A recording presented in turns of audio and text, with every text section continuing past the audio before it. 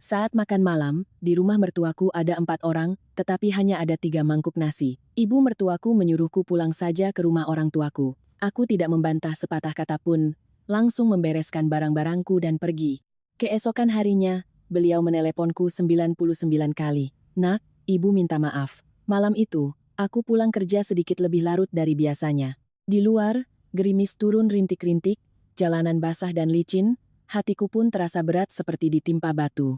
Seharian di kantor rapat berjalan tegang, aku hanya berharap bisa pulang ke rumah dan menikmati semangkuk nasi hangat, mendengar beberapa sapaan yang tulus. Keluarga suamiku memang tidak kaya raya, tetapi selama ini aku selalu berpikir, asalkan kami bersama, itu sudah cukup. Aku melangkah ke dapur, aroma sayur asem dan ikan goreng yang sudah akrab tercium. Hidangan sudah tersaji di atas meja makan, tetapi begitu melihatnya, aku tertegun. Di atas meja bundar itu hanya ada 3 mangkuk nasi dan 3 pasang sendok garpu. Ibu mertuaku, Bu Yati, sudah duduk di tempatnya. Suamiku, Bayu, sedang diam-diam mengambil lauk. Adik iparku, Rian, duduk berselonyor sambil asyik dengan ponselnya. Sedangkan untukku, tidak ada mangkuk. Aku berdiri membeku sejenak, berkata pada diri sendiri mungkin ibu lupa. Lupa menyiapkan mangkuk atau sendok bukanlah hal yang aneh. Aku tersenyum tipis, hendak berbalik ke dapur untuk mengambil satu lagi, tetapi sebelum sempat melangkah, aku mendengar suara Bu Yati yang dingin dari belakang. Berdiri di situ buat apa? Rumah ini cuma menanggung makan 3 orang. Kalau kamu tidak cocok, pulang saja ke rumah orang tuamu sana. Aku mengira aku salah dengar. Aku berbalik menatapnya, tatapan matanya sama sekali tidak bercanda, bibirnya tersenyum sinis. Senyuman yang sama yang sering kulihat setiap kali beliau menyindirku di depan tetangga. Bayu tetap menunduk makan. Dia tidak menatapku. Tidak ada satu kata pun pembelaan. Tidak ada kalimat bu, jangan bicara begitu. Dia seolah-olah tidak peduli dengan apa yang terjadi. Rian mengangkat kepala dan tertawa mengejek. Kalau numpang di rumah mertua ya harus tahu diri. Mbak itu harusnya introspeksi. Telingaku terasa berdengung. Aku bertanya pelan. Berusaha menjaga suaraku agar tidak pecah. Apa salah saya bu? Bu Yati membanting sendoknya ke piring. Suaranya nyaring di tengah kesunyian rumah kecil itu. Salah karena kamu berani menyimpan uang sendiri, salah karena kamu merasa dirimu berharga. Sudah jadi istri orang tapi masih hitung-hitungan untuk keluarga sendiri. Rumah ini tidak sudi menampung menantu yang mendua. Aku menatap 3 mangkuk nasi yang masih mengepul, nasi putih, ikan goreng, sayur asem. Hal-hal yang begitu akrab sampai pernah kuanggap sebagai kehangatan sebuah keluarga. Malam itu, semua itu menjadi sebuah batas. 3 mangkuk itu seperti sebuah pernyataan. Aku tidak diterima di sini. Suasana menjadi begitu pekat. Aku bisa mendengar detak jantungku sendiri. Bertahun-tahun menjadi menantu, aku bangun jam 5 pagi untuk memasak, mencuci baju hingga larut malam. Gajiku kuserahkan semua pada beliau, hanya meminta kembali sedikit untuk dikirimkan pada ibuku yang sedang sakit. Tapi hari ini, aku disebut mendua. Aku menoleh ke arah Bayu, suamiku, pria yang pernah memegang tanganku dan berjanji akan melindungiku seumur hidup. Dia tetap diam. Diam sampai aku sadar. Dalam pertarungan ini, aku hanya sendirian. Aku tidak menangis. Anehnya, tidak setetes pun air mata jatuh. Mungkin karena air mataku sudah kering oleh sindiran dan pengawasan selama ini. Aku berbalik dan berjalan lurus ke kamar. Setiap langkah di tangga terasa semakin berat. Aku membuka lemari, menarik koper lamaku, dan melipat pakaianku dengan cepat, hanya barang-barang milikku. Aku tidak mengambil satu pun piring atau sendok dari rumah ini. Dalam 20 menit, semuanya sudah rapi di dalam satu koper. Saat aku menarik koper menuruni tangga, mereka semua masih makan. Tidak ada yang mengangkat kepala untuk bertanya aku mau kemana. Hanya Bu Yati yang melirikku sekilas lalu menyindir. Pergi saja, jangan pernah kembali. Keluar dari rumah ini, urus dirimu sendiri. Aku berhenti di tengah ruang tamu. Aku memandangi sesi rumah yang pernah kuanggap sebagai tempatku bernaung. Meja kayu yang setiap hari kulap. Dapur tempatku berdiri berjam-jam untuk memasak. Semuanya masih sama, hanya saja aku tidak lagi punya tempat. Aku hanya mengucapkan satu kalimat, suaraku anehnya terdengar tenang. Baik, saya akan pergi. Tidak ada yang menahanku. Tidak ada yang berkata, tunggu, kita bicarakan baik-baik. Keheningan mereka lebih menyakitkan daripada cacian. Aku membuka pintu dan melangkah keluar. Gerimis masih turun, angin bertiup dingin menusuk. Aku menarik koper di jalan yang sudah akrab, tetapi terasa begitu asing. Untuk pertama kalinya dalam hidupku sebagai menantu, aku mengerti rasanya diusir dari keluargaku sendiri. Malam itu, Aku tidak menangis. Aku hanya memikirkan 3 mangkuk nasi di atas meja. Ternyata untuk menyingkirkan seseorang, orang tidak perlu memukul atau mendorong. Cukup dengan mengurangi 1 mangkuk nasi saja, itu sudah cukup. Aku melangkah keluar dari pintu itu dalam diam. Tetapi keheningan itulah yang keesokan harinya membuat Bu Yati meneleponku 99 kali dengan panik. Malam itu, setibanya di rumah ibuku, aku meletakkan koper di lantai keramik. Melihat ibuku sibuk membuatkanku segelas teh hangat, hatiku terasa pilu dan sesak. Ibu tidak banyak bertanya, hanya menyuruhku cuci muka dan tidur lebih awal. Tapi aku sama sekali tidak bisa memejamkan mata. Perasaan berdiri di depan meja makan dengan hanya 3 mangkuk terus terulang di kepalaku seperti luka sayatan yang perih dan nyeri, semakin diam semakin terasa sakit. Aku berbaring menghadap dinding, dan kenangan sejak hari pertama aku menjadi menantu di rumah Bu Yati mulai muncul dengan jelas. Aku dan Bayu berpacaran selama 2 tahun sebelum menikah. Dia orang yang baik, pendiam, dan bekerja sebagai insinyur sipil. Orang lain yang melihat selalu memuji, Bayu itu anak baik, sopan. Aku juga percaya begitu. Dulu saat pacaran, dia rajin dan pengertian. Di hari hujan, dia rela berputar jauh untuk menjemputku pulang kerja. Saat aku lelah, dia hanya tersenyum, memberiku sepotong kue, dan berkata, "Sabar ya, nanti kalau kita sudah serumah, Mas yang akan menjagamu." Kalimat itu dulu terdengar begitu hangat. Hangat sampai aku percaya bahwa jika seorang pria menepati janjinya, semuanya akan baik-baik saja. Sedangkan aku bekerja sebagai akuntan di sebuah perusahaan mebel. Gajiku tidak besar, tetapi rutin. Aku tidak kaya, tapi juga bukan parasit. Aku terbiasa berhemat, mandiri, dan merencanakan keuangan agar selalu ada dana darurat. Aku selalu berpikir, setelah menikah, kami akan menabung bersama, bekerja keras sedikit, dan nantinya punya rumah sendiri. Aku tidak pernah berpikir bahwa punya rumah sendiri akan menjadi sesuatu yang begitu mewah. Ayah Bayu sudah lama meninggal. Di rumah hanya ada Bu Yati dan kedua putranya, Bayu dan Rian. Setelah menikah, aku mengira kami akan tinggal bersama beberapa bulan lalu pindah. Tetapi Bu Yati langsung berkata dengan nada lembut namun tegas, "Di rumah ini cuma ada ibu. Kalian tinggal di sini saja biar ramai, bantu-bantu ibu yang sudah tua. Buat apa pindah? Cuma buang-buang uang." Bayu menatapku dengan tatapan meminta maaf lalu berbisik, "Ibu sendirian, kita tinggal di sini sebentar ya, nanti kita pikirkan lagi." Saat itu aku kasihan padanya, juga pada ibunya, jadi aku mengangguk.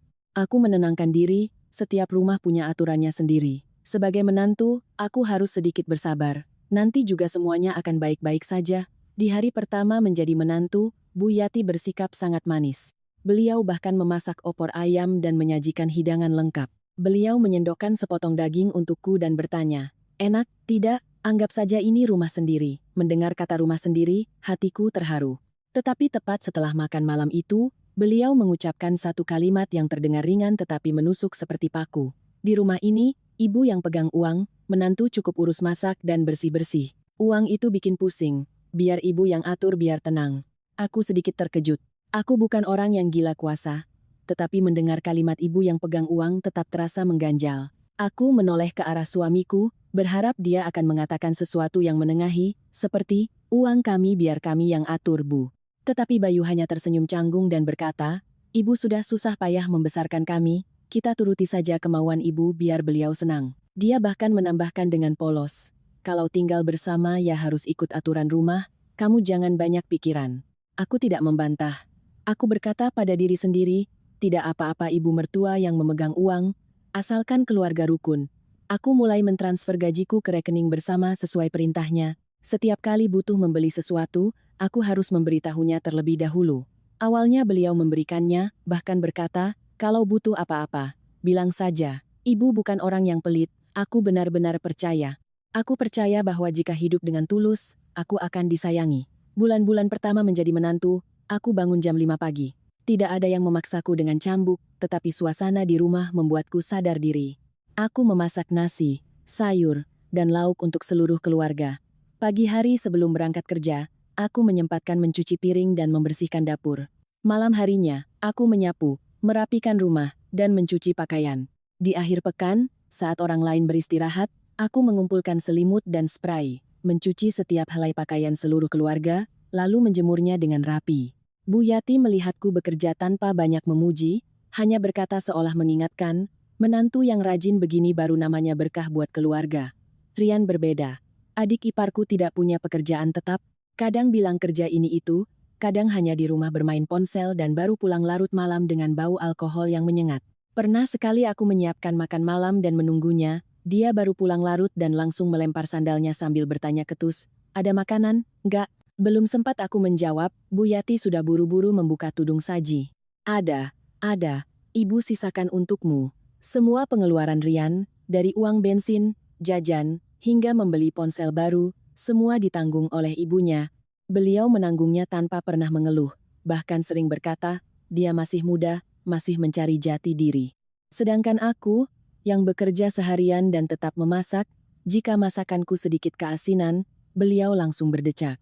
Jadi menantu kok masaknya begini, nanti suamimu makan apa? Pernah sekali aku terlalu lelah dan duduk beristirahat di teras. Bayu melihatku dan berkata, "Sabar ya, ibu memang begitu, tapi hatinya baik kok." Dia mengatakannya seolah menenangkanku, tetapi bagiku saat itu terdengar seperti sebuah tuntutan untuk terus bersabar. Aku tetap berusaha. Aku masih berpikir, mungkin beberapa bulan pertama memang seperti ini, nanti juga akan terbiasa. Tetapi semakin lama, aku semakin menyadari satu hal yang aneh. Di rumah ini, akulah satu-satunya orang yang rutin mencari uang sekaligus rutin mengerjakan pekerjaan rumah. Namun, aku tidak punya hak untuk memutuskan apapun.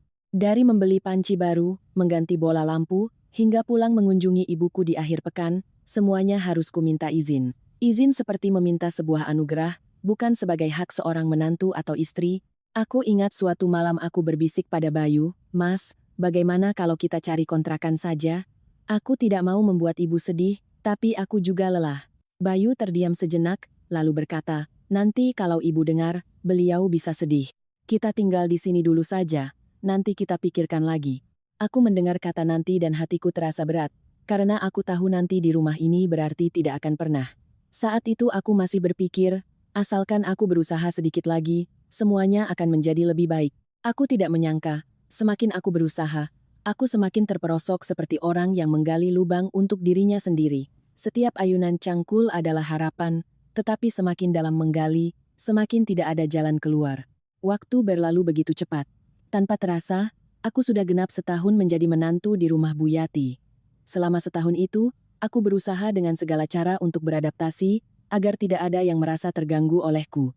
Aku pikir, asalkan aku hidup dengan baik, rajin, dan tahu diri, lama-kelamaan ibu mertuaku akan menyayangiku. Tetapi tepat di tahun pertama itu, aku baru sadar bahwa di rumah ini, semua bisa diterima, kecuali jika aku punya hak untuk menyimpan sebagian dari uangku sendiri.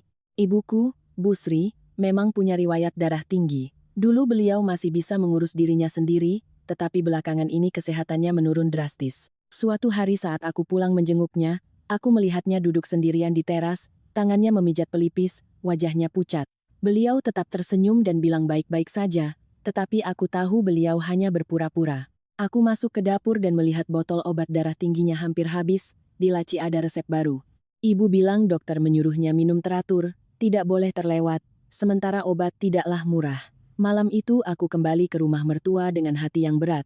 Setelah berpikir panjang, aku memutuskan untuk bicara terus terang dengan cara selembut mungkin. Selesai makan malam, aku menuangkan teh dan duduk di samping Bu Yati, lalu berkata pelan, "Bu, saya izin ya, mulai bulan depan saya mau simpan 1,5 juta setiap bulan. Ibu saya belakangan ini sakit, saya mau kirim untuk beli obat." Setelah mengatakannya, jantungku berdebar kencang, seolah aku baru saja meminta sesuatu yang sangat besar. Padahal, aku hanya meminta untuk menyimpan 1,5 juta dari gajiku sendiri. Bu Yati meletakkan cangkirnya, menatapku dari atas sampai bawah, tatapannya langsung berubah, tidak ada lagi keramahan seperti biasanya. Beliau tersenyum sinis dan melontarkan pertanyaan yang membuatku merinding. "Kamu sudah jadi istri orang, masih saja mau mengurusi keluarga sendiri?" Aku tertegun. Aku mencoba menjaga suaraku tetap tenang. "Iya, Bu. Ibu saya benar-benar sakit. Saya tidak minta banyak, hanya 1,5 juta saja. Sisanya tetap saya serahkan seperti biasa." Bu Yati tertawa mengejek. 1,5 juta kedengarannya sedikit ya. Tapi hari ini 1,5 juta, besok bisa jadi 3 juta, lalu 5 juta. Rumah ini siapa yang biayai? Uang menantu itu uang keluarga suami. Sudah jadi menantu di sini, jangan mendua. Aku tercekat. Aku ingin berkata aku tidak mendua. Aku ingin berkata bahwa merawat ibuku yang sakit adalah kewajibanku. Tetapi sebelum kata-kata itu keluar, Bayu angkat bicara dengan cara yang membuatku kecewa. Dia tidak membelaku, juga tidak membela ibunya. Dia hanya bicara mengambang, seolah masalah ini merepotkan. Sudahlah, jangan dibesar-besarkan. Ibu cuma bercanda, kamu juga jangan dianggap serius. Aku menoleh padanya. Aku hanya butuh satu kalimat sederhana. Tidak apa-apa, Dek, simpan saja, nanti Mas bantu. Tapi dia tidak mengatakannya, dia menghindari tatapanku dan mengalihkan pembicaraan. Keheningan itu, meskipun tidak ribut, justru membuatku merasa sangat sendirian. Sejak hari itu, segalanya di rumah mulai berubah secara perlahan. Tidak ada yang memukulku atau memakiku setiap hari. Tetapi aku merasa diawasi, dicurigai, dan dikendalikan setiap saat. Begitu gajiku masuk ke rekening, Bu Yati langsung bertanya, bulan ini dapat berapa? Aku membeli sebotol sampo baru. Beliau bertanya, kenapa beli yang ini? Uangnya dari mana? Aku memesan sekotak susu untuk ibuku. Beliau melihat struk pengiriman lalu bergumam, keluarga sendiri memang pintar menguras, aku mulai memperhatikan. Setiap kali aku memegang ponsel dan mengetik pesan, Bu Yati melirik.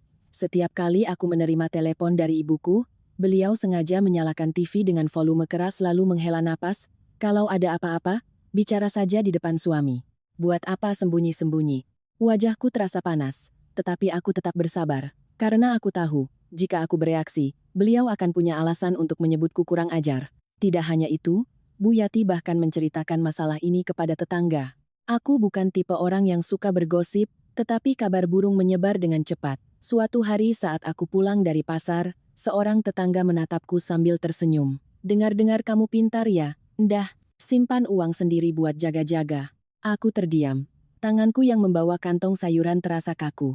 Belum sempat aku berpikir harus menjawab apa, ibu itu menambahkan dengan nada setengah bercanda, zaman sekarang menantu memang harus pintar, siapa tahu besok ada apa-apa. Aku langsung tahu itu adalah cerita yang disebarkan oleh Bu Yati. Yang paling menyakitkan adalah aku tidak melakukan kesalahan apapun. Aku hanya ingin mengirim obat untuk ibuku. Tetapi aku dicap menyimpan uang untuk jaga-jaga seolah aku sedang merencanakan untuk meninggalkan suamiku. Rian, tentu saja, seperti mendapat kesempatan untuk menyiram bensin ke api. Suatu kali saat aku sedang membersihkan dapur, dia duduk santai di kursi sambil makan permen. Dia berkata ketus, Mbak simpan uang sendiri buat apa?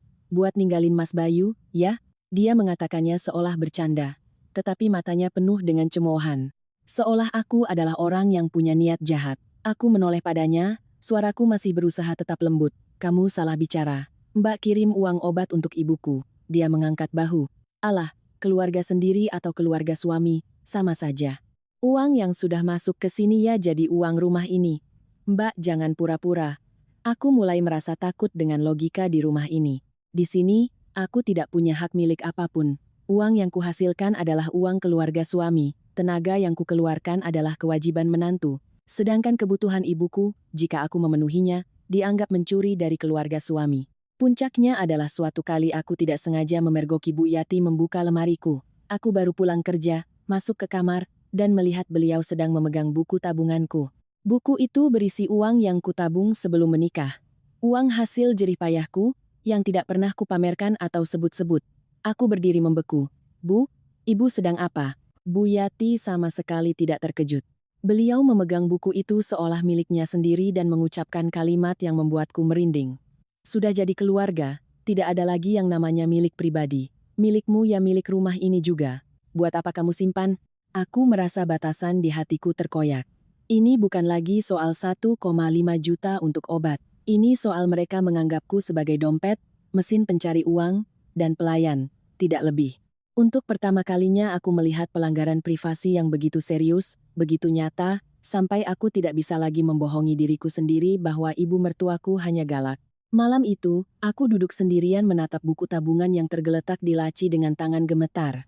Aku tidak menceritakannya pada Bayu, aku tahu dia hanya akan berkata, ibu kan peduli sama keluarga. Tetapi di dalam hatiku, satu kesadaran muncul dengan sangat jelas.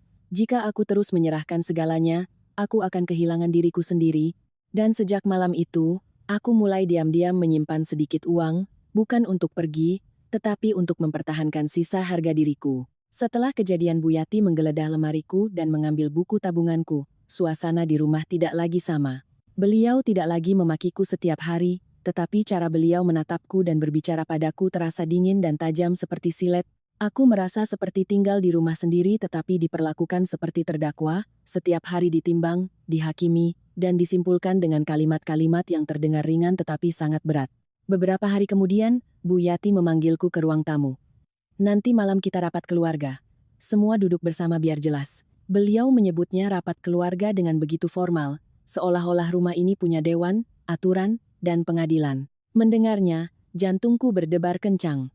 Bukan takut dimarahi, melainkan takut dengan cara mereka menyeretku ke tengah-tengah lalu memaksaku membuktikan bahwa aku tidak bersalah. Sore itu, aku pulang kerja sedikit lebih awal. Bu Yati sudah menyiapkan teh. Bayu duduk di seberangnya dengan wajah tegang. Rian bersandar santai, tangannya masih memegang ponsel, tetapi matanya melirik-lirik, seolah menunggu pertunjukan dimulai. Begitu aku duduk, Bu Yati meletakkan setumpuk kertas di atas meja. Ternyata itu adalah salinan rekening koranku. Aku terkejut, tidak mengerti bagaimana beliau bisa mendapatkannya. Lalu aku teringat beberapa hari sebelumnya, beliau pernah berkata, "Ibu perlu rekening koranmu untuk menghitung pengeluaran keluarga biar lebih teratur." Aku memberikannya karena kupikir itu hanya urusan manajemen keuangan. Aku tidak menyangka rekening koran itu akan menjadi barang bukti untuk menghakimiku. Bu Yati membuka lembar demi lembar, jarinya mengetuk-ngetuk kertas seperti palu hakim.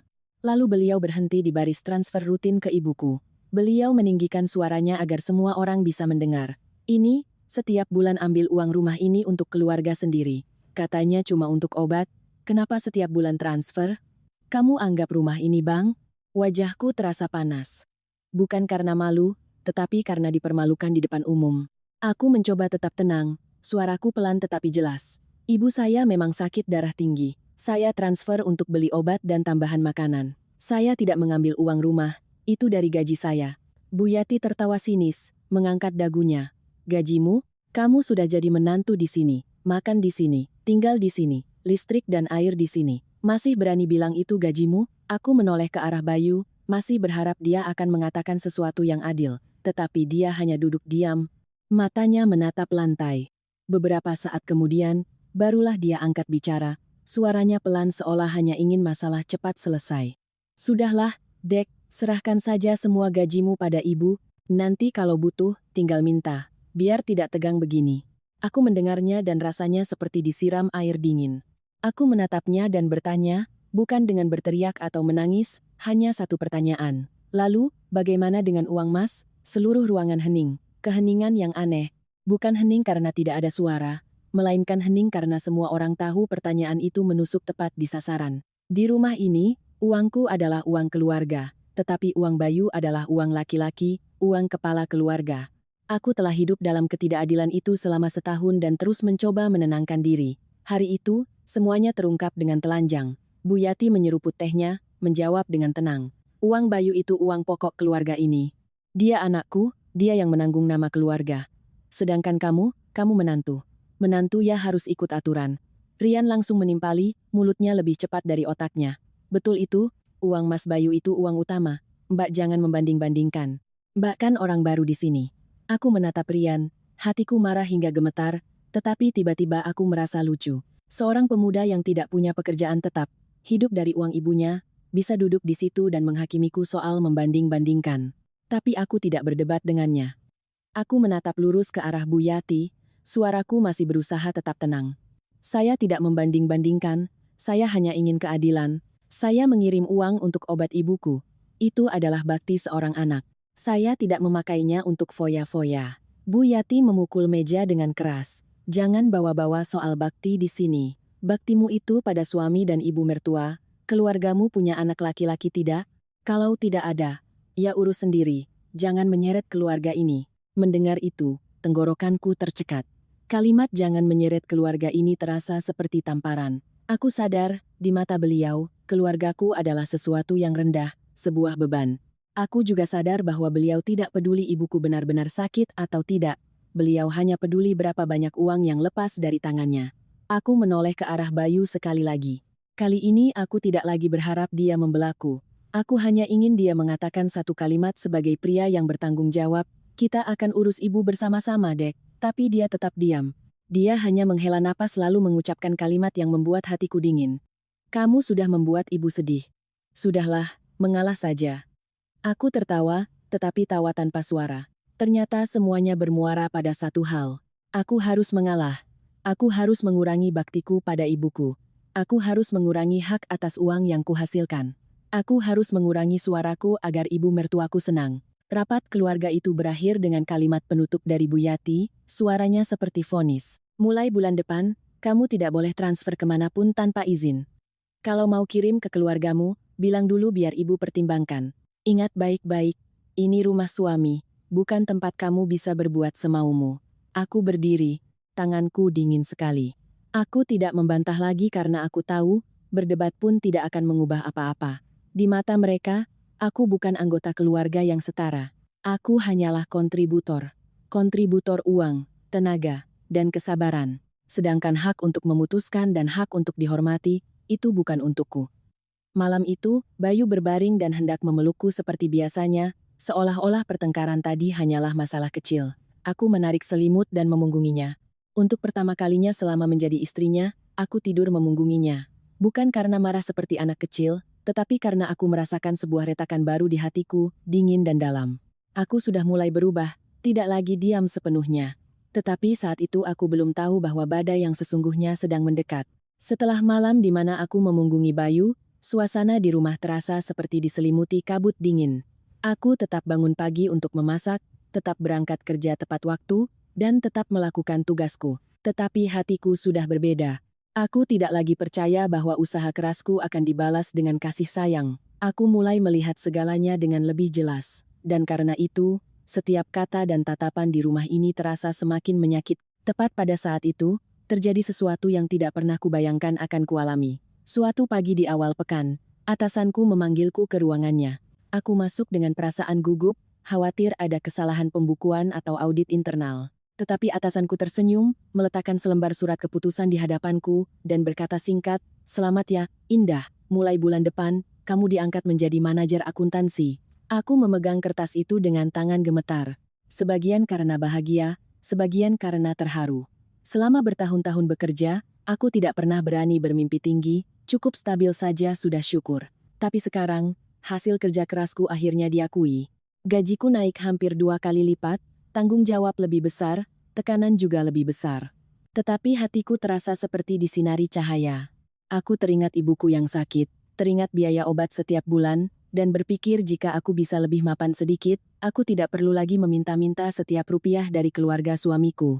Atasanku menambahkan satu hal yang sangat jelas. Karena tuntutan pekerjaan barumu, kamu harus punya rekening pribadi untuk kemudahan transaksi, menerima dana reimburs, dan pembayaran ke mitra. Perusahaan akan mentransfer dana terkait ke rekening itu, tidak lagi melalui rekening keluarga. Ini peraturan wajib. Aku langsung mengangguk. Dalam profesi akuntansi, transparansi rekening adalah hal biasa. Aku tidak berpikir ini akan menjadi masalah besar. Aku hanya merasa, untuk pertama kalinya, aku punya alasan yang sah untuk memegang uangku sendiri. Bukan dengan sembunyi-sembunyi, melainkan karena tuntutan pekerjaan. Hari itu aku pulang dengan perasaan sangat bahagia. Bahagia sampai ingin sekali menceritakannya pada suamiku. Awalnya, aku membayangkan Bayu akan ikut senang, berkata hebat, mengusap kepalaku seperti saat kami baru menikah, lalu kami bisa merencanakan ulang kehidupan kami. Aku masuk ke dapur, sambil membantu menyiapkan makan malam, aku berkata dengan nada gembira, "Mas Bayu, aku baru saja dipromosikan jadi manajer akuntansi." Bayu mengangkat kepala menatapku, tetapi matanya tidak berbinar seperti yang kubayangkan. Dia hanya bergumam, "Oh ya?" lalu langsung bertanya sesuatu yang membuatku kecewa. "Ibu sudah tahu?" Aku terdiam. Kupikir dia akan bertanya, "Gajinya naik berapa? Atau capek enggak? Atau setidaknya, kamu senang?" Tapi tidak. Yang dipikirkannya hanya ibunya. Rasa bahagiaku seolah padam separuh. Aku tetap mencoba tersenyum. "Belum. Rencananya nanti setelah makan malam baru aku kasih tahu ibu." Bayu mengangguk-angguk, suaranya seperti menasihati. Bicaranya pelan-pelan saja. Ibu itu sensitif kalau sudah urusan uang. Mendengar itu, aku tiba-tiba merasa lucu. Sensitif atau posesif, tapi aku tidak mengatakannya. Aku masih menenangkan diri. Kali ini berbeda. Ini kabar baik, kabar yang membanggakan. Mungkin Bu Yati juga akan ikut senang. Bagaimanapun, aku adalah menantu di rumah ini. Jika aku punya posisi, nama keluarga juga akan ikut terangkat. Malam itu, aku menunggu Bu Yati selesai makan. menuangkan teh, lalu berkata dengan sangat sopan. Bu, saya mau kasih kabar baik. Saya dipromosikan jadi manajer akuntansi, mulai bulan depan gaji saya naik. Tapi karena pekerjaan baru, perusahaan mewajibkan saya punya rekening pribadi untuk menerima dana reimburs dan pembayaran. Jadi saya akan memisahkan urusan pekerjaan agar lebih jelas. Belum selesai aku bicara, raut wajah Bu Yati sudah berubah. Cangkir teh di tangannya diletakkan dengan keras sampai airnya tumpah. Beliau menatapku tajam. Pisah rekening? Kamu bilang apa? Aku sedikit gugup dan langsung menjelaskan. Iya, Bu, ini peraturan wajib dari perusahaan. Transaksinya harus transparan. Bu Yati memotong dengan suara melengking. Transparan sama siapa? Transparan biar bisa sembunyi dari ibu mertua, kan? Kamu sudah mulai pintar cari akal, ya? Baru naik jabatan sedikit sudah mau pisah, mau simpan sendiri, mau siapkan jalan untuk kabur. Aku tertegun. Aku tidak menyangka sebuah kabar baik bisa diputarbalikkan menjadi sebuah tuduhan. Aku mencoba tetap tenang dan berkata perlahan, Ibu salah paham. Saya tidak bermaksud menyembunyikan apa-apa, saya hanya mengikuti peraturan perusahaan. Bu Yati tertawa sinis, tawa yang penuh penghinaan. Peraturan apa? Saya sudah hidup selama ini, belum pernah lihat ada menantu baru naik sedikit sudah mulai hitung-hitungan. Kamu kira kamu jadi manajer lalu punya kuasa? Uang di rumah ini harus jelas, ibu yang pegang baru aman. Saat itulah dadaku terasa panas, bukan karena ingin melawan, tetapi karena merasa terhina. Aku menatapnya, lalu menoleh ke arah Bayu, berharap dia akan membantuku menjelaskan. Tetapi dia duduk diam, wajahnya tegang, sama sekali tidak berniat membelaku. Aku tidak tahan lagi. Untuk pertama kalinya aku bicara terus terang, suaraku tidak keras tetapi tegas. Saya tidak mau lagi harus meminta uang hasil jerih payah saya sendiri. Saya bekerja, saya punya tanggung jawab, saya butuh mandiri. Saya akan tetap berkontribusi untuk keluarga, tapi saya tidak bisa hidup dengan cara setiap kali mau mengirim obat untuk ibu saya harus meminta izin. Begitu kalimat itu selesai, Bayu tiba-tiba membentakku di depan ibunya. Kamu sudah keterlaluan. Aku berdiri membeku. Bentakan itu terasa seperti tusukan pisau. Aku tidak menyangka pria yang pernah berjanji akan menjagaku bisa membentakku hanya karena sebuah alasan yang wajar. Di matanya, keinginanku untuk mandiri secara finansial bukanlah sebuah kedewasaan, melainkan sebuah pengkhianatan. Aku menatapnya, melihat dengan jelas rasa kesal bercampur ketakutan di wajahnya, takut ibunya marah, takut rumah tangga ribut, takut terseret di tengah-tengah. Dan dia memilih cara termudah, memaksaku diam. Bu Yati, merasa mendapat dukungan, langsung menunjuk wajahku. Dengar itu, suamimu benar. Kamu pikir kamu ini siapa? Aku menggigit bibirku erat-erat, aku tidak membantah lagi. Aku berbalik masuk ke kamar dan menutup pintu. Baru saat itulah air mataku jatuh. Jatuh karena aku sadar, mulai sekarang, setinggi apapun jabatanku, sekeras apapun usahaku, di rumah ini aku tetaplah orang yang harus meminta izin untuk bisa hidup sebagai manusia normal. Malam berikutnya, perusahaan mengadakan rapat mendadak. Aku pulang terlambat. Di jalan, aku masih berpikir, sudahlah, sabar sedikit lagi, besok pagi dibicarakan lagi dengan lebih tenang, aku belum tahu. Di rumah, mereka sudah menyiapkan sesuatu untuk memadamkan segalanya. Saat aku membuka pintu, meja makan sudah siap. Aroma masakan masih tercium, lampu masih menyala. Tetapi mataku langsung tertuju pada satu detail yang membuat seluruh tubuhku dingin. Di atas meja hanya ada 3 mangkuk nasi, dan pada saat itu, aku sadar, aku telah resmi disingkirkan dari rumah itu. Tetapi mereka tidak menyangka, keputusan untuk mengusirku malam itu adalah kesalahan terbesar mereka. Aku menarik koperku keluar dari pintu rumah mertua di tengah malam. Gerimis masih turun. Angin dingin menampar wajahku seperti tamparan tambahan. Aku berjalan tanpa menoleh ke belakang. Bukan karena aku kuat, melainkan karena jika aku menoleh, aku takut akan luluh, takut akan kembali meyakinkan diriku untuk pulang dan meminta maaf demi kedamaian, lalu melanjutkan hidupku yang tertunduk. Aku berjalan cepat, roda koper berderit di jalanan basah. Di dalam hatiku hanya ada satu pikiran, aku harus pulang ke rumah ibu. Setibanya di rumah, ibuku, Bu Sri, ternyata belum tidur. Mungkin beliau mendengar suara gerbang dibuka. Beliau bangkit, matanya masih mengantuk. Tetapi begitu melihatku dengan koper, beliau langsung mengerti. Ibu tidak bertanya, kenapa? Atau apa yang kamu lakukan sampai begini? Ibu hanya berjalan mendekat, membantuku memegang gagang koper, suaranya pelan dan hangat. Syukurlah sudah pulang, sisanya kita bicarakan besok pagi. Kalimat ibu itu membuatku tercekat. Aku meletakkan koper, menatap rambut ibu yang sudah mulai memutih, menatap tangannya yang kurus menyodorkan segelas teh hangat. Tiba-tiba aku merasa begitu sedih. Aku ingin menangis, tetapi tidak bisa. Aku hanya berkata dengan suara serak, "Indah tinggal di sini dulu ya Bu." Ibu mengangguk, menggelar tikar, menarik selimut tipis untukku, lalu duduk di sampingku sambil mengusap bahuku dengan lembut. Bukan usapan untuk menenangkan anak kecil, melainkan usapan seorang ibu yang paham pahitnya hidup, paham rasanya disudutkan. Aku berbaring dengan mata terbuka lebar, di kepalaku masih terbayang 3 mangkuk nasi di atas meja, masih terngiang kalimat pulang saja ke rumah orang tuamu, dan masih teringat sosok Bayu yang menunduk makan, seolah tidak mendengar apa-apa. Kukira aku akan terjaga semalaman, tetapi mungkin karena terlalu lelah, aku terlelap tanpa sadar.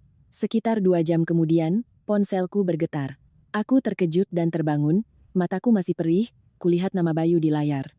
Aku tidak menjawab. Aku tidak ingin mendengar nada bicaranya yang setengah-setengah, juga tidak ingin mendengar kalimat pulang dan minta maaf sama ibu seperti biasanya. Aku meletakkan ponselku, tetapi beberapa detik kemudian bergetar lagi. Kali ini sebuah pesan masuk, "Kamu keterlaluan. Pulang dan minta maaf sama ibu." Aku membacanya, hatiku langsung dingin. Tidak ada satupun pertanyaan aku di mana, kedinginan atau tidak, sedih atau tidak ada kalimat maafkan Mas karena tadi diam. Hanya ada satu perintah, pulang dan minta maaf. Aku menatap langit-langit, menarik napas dalam-dalam, lalu membalas dengan satu kalimat. Begitu tegas sampai aku sendiri merasa aneh, nanti kalau di rumah sudah ada 4 mangkuk, baru kita bicara. Setelah mengirimnya, aku mematikan ponsel. Aku tidak ingin lagi terseret ke dalam lingkaran setan. Minta maaf, sabar, lalu minta maaf lagi. Aku berbaring diam, mendengar ibuku bergerak di kamar sebelah. Tiba-tiba aku berpikir, mungkin ibu tidak bisa tidur karena mengkhawatirkanku, tetapi beliau sengaja diam agar aku tidak tertekan. Memikirkan itu, aku semakin bertekad untuk tidak boleh lemah lagi. Keesokan paginya, seperti dugaanku, masalah tidak berhenti hanya karena aku pergi. Bu Yati mulai berakting. Belum sempat aku sarapan, ponselku sudah berdering. Ternyata dari Sinta, kakak iparku yang tinggal tidak jauh dari sana. Dia kadang-kadang masih pulang ke rumah ibunya dan selalu berusaha menjadi penengah. Suara Mbak Sinta terdengar panik. "Indah, kamu ini kenapa? Ibu nangis dari semalam. Kamu pergi dari rumah begitu sama saja mempermalukan keluarga tahu." Aku mendengar kata mempermalukan dan tertawa. Aku bertanya dengan tenang, "Mbak dengar cerita dari siapa?"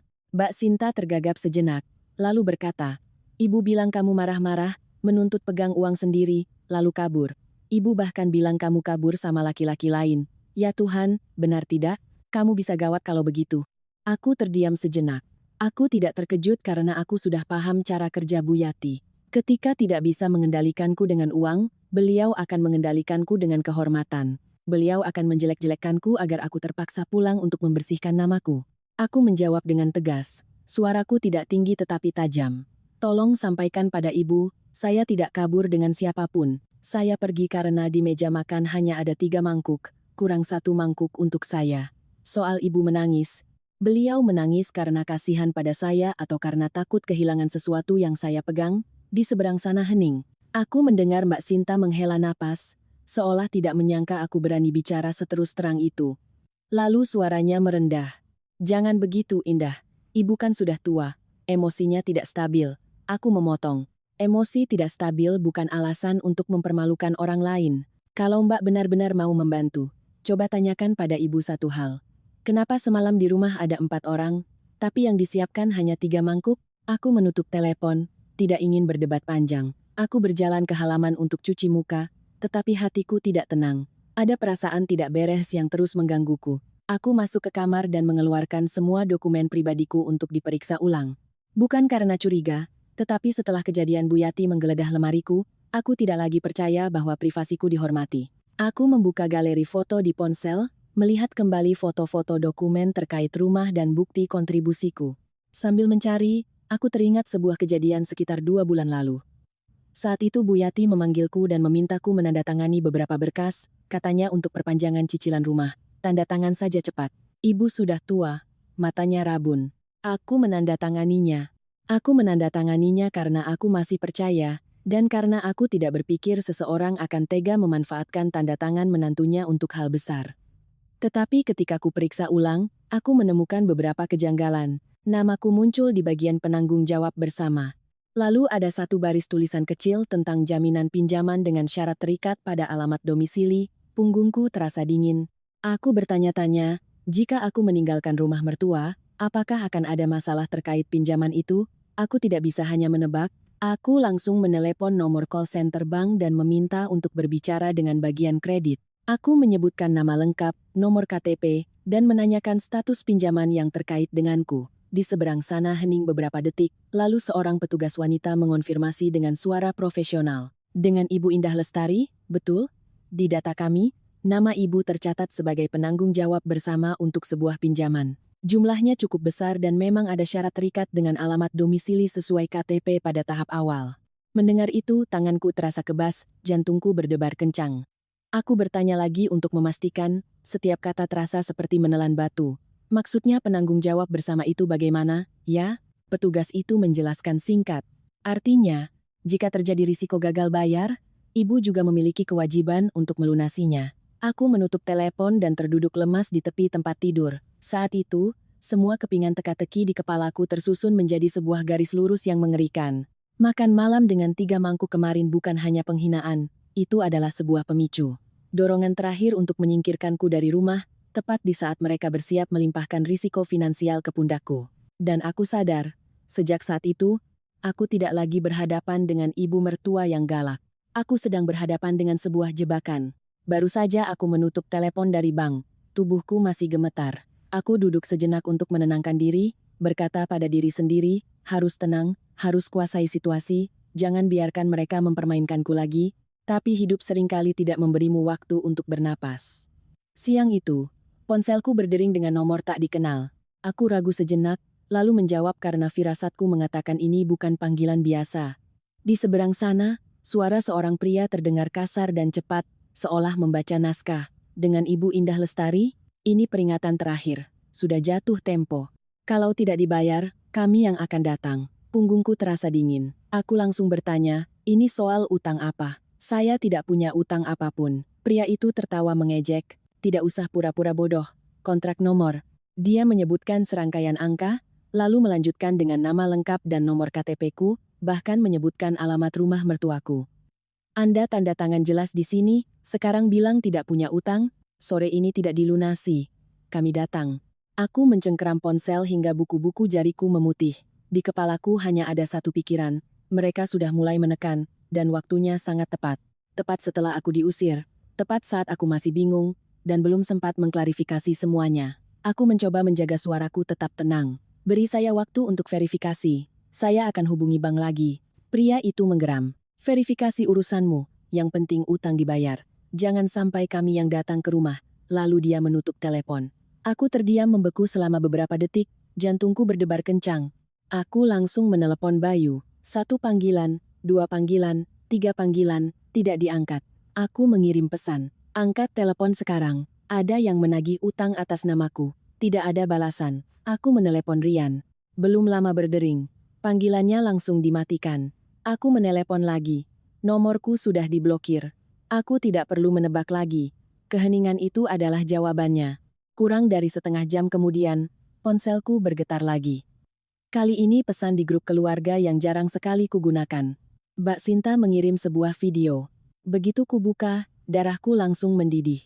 Di dalam video, Bu Yati berdiri di depan rumah, memegangi dadanya, wajahnya memerah, suaranya lantang seolah sedang bercerita pada seluruh kampung. Ya Tuhan, saya sengsara sekali. Menantu saya kabur dan meninggalkan utang untuk saya dan anak saya. Dia jahat sekali. Dia bawa lari semua uang. Bapak-bapak, ibu-ibu, tolong jadi saksi. Di sekelilingnya, beberapa tetangga berkerumun. Ada yang menggelengkan kepala, ada yang berbisik-bisik, bahkan ada yang nyeletuk. Zaman sekarang menantu memang mengerikan ya, pergi begitu saja. Mendengar itu Bu Yati semakin menjadi-jadi, menangis sambil berteriak. Saya yang biayai hidupnya, saya yang terima dia di rumah ini, tapi begini balasannya. Aku menontonnya dengan tangan dingin. Beliau tidak hanya ingin memaksaku kembali, beliau ingin mempermalukanku di depan umum agar aku tidak bisa lagi mengangkat kepala. Karena sekali kehormatanku diinjak-injak, aku akan panik, takut, dan pulang untuk meminta maaf demi membersihkan namaku. Itulah cara mereka, menyerang dengan opini publik untuk mengikat seseorang dengan mulut orang banyak. Aku mematikan video itu, menarik napas dalam-dalam. Aku tidak menangis, tetapi ada sesuatu di dalam hatiku yang runtuh. Tiba-tiba aku sadar, mereka tidak pernah menganggapku sebagai keluarga. Keluarga tidak akan menjadikan anggotanya tontonan. Keluarga tidak akan bersandiwara menangis untuk menuduh satu sama lain membawa lari uang. Ini adalah sebuah interogasi, dan video itu adalah pukulan pertamanya.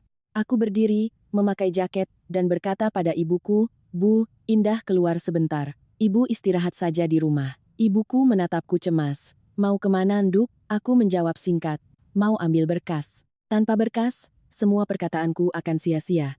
Aku langsung menuju bank.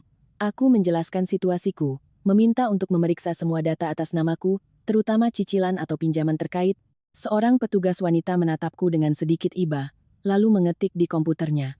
Setiap ketukan keyboard terasa seperti pukulan di jantungku. Beberapa saat kemudian, dia mencetak setumpuk kertas dan menunjuk satu baris, kontrak pembelian sebuah motor matic mahal. Atas namaku, mataku berkunang-kunang. Aku tidak pernah membeli motor, apalagi motor semahal itu. Di bagian penerima dan pengguna, alamat pengirimannya adalah rumah mertuaku, dan nama penggunanya adalah Rian. Aku memegang kertas itu dengan gemetar. Bukan gemetar karena takut, melainkan karena marah. Ternyata permintaan tanda tangan untuk urusan rumah tempo hari bukan hanya soal cicilan rumah. Itu adalah alasan bagi mereka untuk menyelipkan hal-hal lain, menjadikanku penanggung jawab atas semua pengeluaran mereka. Aku keluar dari bank, tanganku masih mencengkeram tumpukan kertas itu. Aku menelepon Rian lagi dengan nomor ibuku. Dia langsung mengangkat, suaranya terdengar santai. "Halo, aku tidak basa-basi. Motor matic atas namaku itu maksudnya apa? Di kontrak pembelian, kamu yang pakai. Coba jelaskan." Di seberang sana, dia tertawa sinis, tawa yang meremehkan. "Alah Mbak, gitu saja diributin. Mbak kan istrinya Mas Bayu, tanda tangan sedikit apa salahnya? Kayak sama orang lain saja." Aku mendengar kalimat tanda tangan sedikit dan rasanya ingin meledak. Aku menggeram. Kalau sudah waktunya bayar, siapa yang bantu aku? Kamu tahu tidak tadi ada yang menagih, mengancam mau datang ke rumah? Dia masih menjawab dengan santai, bahkan mengucapkan kalimat yang begitu kurang ajar. "Ya sudah, Mbak pulang saja minta maaf sama ibu. Nanti diizinkan tinggal lagi, kita tanggung sama-sama." Apa susahnya? Aku terdiam beberapa detik. Aku sadar, di kepalanya, aku bukan manusia. Aku hanyalah sebuah nama untuk dicantumkan di kontrak, seseorang untuk menanggung beban, dan sebuah tameng agar dia bisa hidup foya-foya. Aku mengucapkan satu kalimat, tidak dengan berteriak, tetapi begitu tegas sampai aku sendiri merinding mendengarnya. "Tidak." Sejak mangkuk nasiku disingkirkan, kita sudah tidak ada lagi. Dia memakiku dengan kasar lalu menutup telepon. Aku berdiri di pinggir jalan, angin bertiup di telingaku, di dalam hatiku tidak ada lagi keraguan. Aku mulai melihat sifat asli mereka. Mereka tidak hanya bermulut tajam atau galak. Mereka punya rencana, terorganisir, dan siap menjadikanku kambing hitam untuk menjaga kedamaian rumah mereka. Dan aku sadar, mulai sekarang, jika aku masih lemah, aku tidak hanya akan kehilangan semangkuk nasi, aku akan kehilangan seluruh hidupku. Aku berdiri di pinggir jalan cukup lama setelah panggilan telepon dengan Rian. Angin bertiup dingin, tetapi tidak sedingin hatiku saat itu. Tiba-tiba aku sadar, jika aku hanya berdiam diri di rumah ibu sambil ketakutan, mereka akan semakin menjadi-jadi. Mereka akan terus menyebar fitnah, mempermalukanku, dan memaksaku untuk tunduk. Aku tidak bisa membiarkan ibuku menanggung malu, apalagi membiarkan namaku tercantum di surat utang untuk barang yang tidak pernah kunikmati sepeser pun. Aku menarik napas dalam-dalam, masuk ke rumah, memasukkan tumpukan berkas dari bank ke dalam tas, lalu berkata pada ibu, "Bu, Indah ke sana sebentar." Indah tidak akan bertengkar, hanya mau bicara biar semuanya jelas. Ibu menatapku, matanya cemas. "Perlu ibu temani?" Aku menggeleng. "Ibu istirahat saja di rumah. Indah pergi sebentar, nanti langsung pulang." Di perjalanan, aku tidak lagi merasa takut seperti sebelumnya. Semakin kupikirkan, aku semakin marah. Dan ketika marah, otakku justru menjadi lebih jernih. Aku berkata pada diri sendiri, kali ini aku kembali ke sana bukan untuk meminta maaf atau memohon. Aku kembali untuk meletakkan kebenaran di atas meja, dan melihat sampai sejauh mana mereka akan terus bersandiwara. Aku tiba di rumah mertua tepat saat beberapa tetangga sedang berkumpul di depan. Bu Yati berdiri di tengah, memegangi dadanya, suaranya lirih seolah sedang menceritakan kisah paling sedih dalam hidupnya. "Saya ini, Bu, sudah menganggapnya seperti anak kandung. Tapi dia tega pergi, meninggalkan utang. Saya sudah tua, Bagaimana saya bisa menanggungnya? Seseorang menghela napas. Sabar ya, Bu. Namanya juga menantu. Yang lain justru seperti menyiram bensin. Dia kabur bawa uang, ya? Zaman sekarang memang susah ditebak. Aku berdiri di gerbang mendengarkan, hatiku mendidih. Tapi aku tidak langsung masuk. Aku menunggu sejenak, lalu mendorong gerbang dan berjalan lurus ke dalam. Suara gerbang yang berderit membuat semua orang menoleh. Bu Yati melihatku dan ekspresinya berubah dalam sekejap. Suaranya yang tadi penuh tangis hilang, digantikan oleh nada manis yang membuatku muak. Loh, kamu sudah pulang, Enduk? Ibu kan cuma emosi. Ibu bicara begitu tapi sebenarnya sayang sama kamu. Ayo masuk, kita bicarakan baik-baik. Aku menatapnya tanpa langsung menjawab, hanya melirik ke dalam rumah. Meja makan hari ini masih di tengah ruangan, tetapi ada satu hal yang berbeda. Di atas meja ada 4 mangkuk nasi. Aku tertawa kecil, bukan tawa bahagia, melainkan tawa getir. Aku berkata dengan suara pelan tapi jelas. Mangkuknya memang sudah cukup, tapi hati orangnya yang kurang. Suasana di depan rumah langsung hening. Para tetangga saling berpandangan, seolah tidak menyangka aku berani bicara seterus terang itu. Bu Yati sedikit terkejut, tetapi langsung memasang senyum lagi. Sudah, ayo masuk. Di luar nanti dilihat orang. Aku melangkah masuk.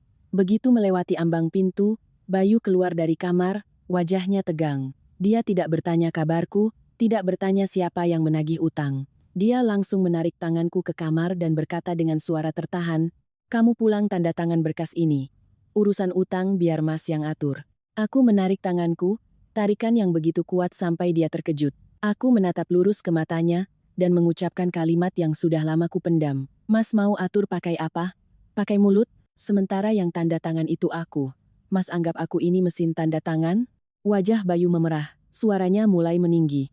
"Jangan dibesar-besarkan, orang sudah datang menagih. Kamu tanda tangani saja lampirannya biar selesai. Nanti kita bicarakan lagi."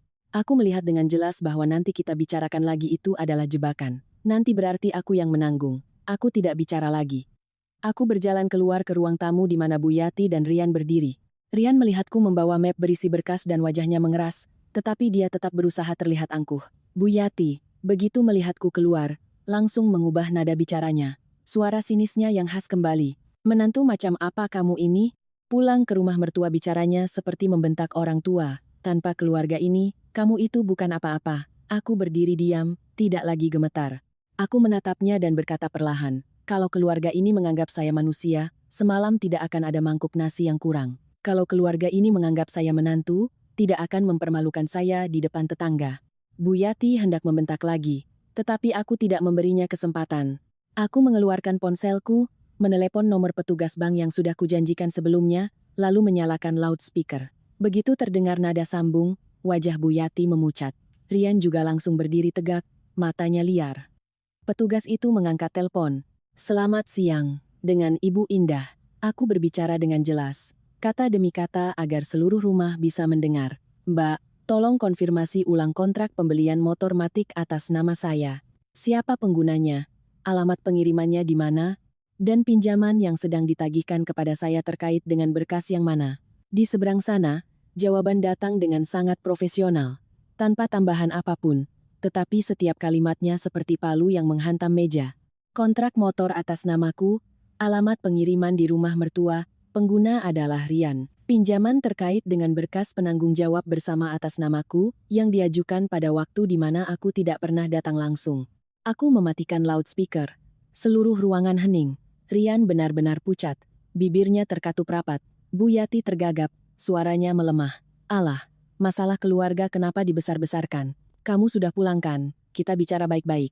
Aku menatapnya, suaraku dingin tetapi tidak tinggi. "Justru karena keluarga, makanya harus jelas. Saya tidak akan tanda tangan lagi, dan saya akan meminta pembatalan semua surat kuasa yang terkait dengan saya. Mulai sekarang, tidak ada lagi yang boleh menggunakan nama saya untuk pinjaman atau pembelian apapun." Bayu keluar dari kamar, wajahnya memerah, memukul meja dengan keras. Untuk pertama kalinya aku melihatnya begitu marah, tetapi bukan untuk membelaku, melainkan untuk mengancamku.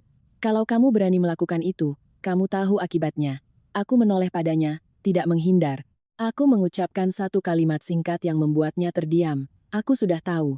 Aku tidak mau jadi menantu yang diperlakukan seperti budak. Para tetangga di luar kini sudah mendengar samar-samar dan mulai berbisik-bisik. Bu Yati panik, menarik tanganku seolah ingin membungkam mulutku. Tetapi aku menarik tanganku kembali. Aku tidak perlu menang dengan cacian, aku hanya perlu mereka tahu, aku tidak lagi mudah dipermainkan. Aku membuka pintu dan berjalan keluar. Beberapa langkah kemudian, aku mendengar suara Bu Yati dari belakang. Suaranya tidak lagi manis atau sinis, melainkan penuh dengan ancaman tersembunyi. Pergi saja.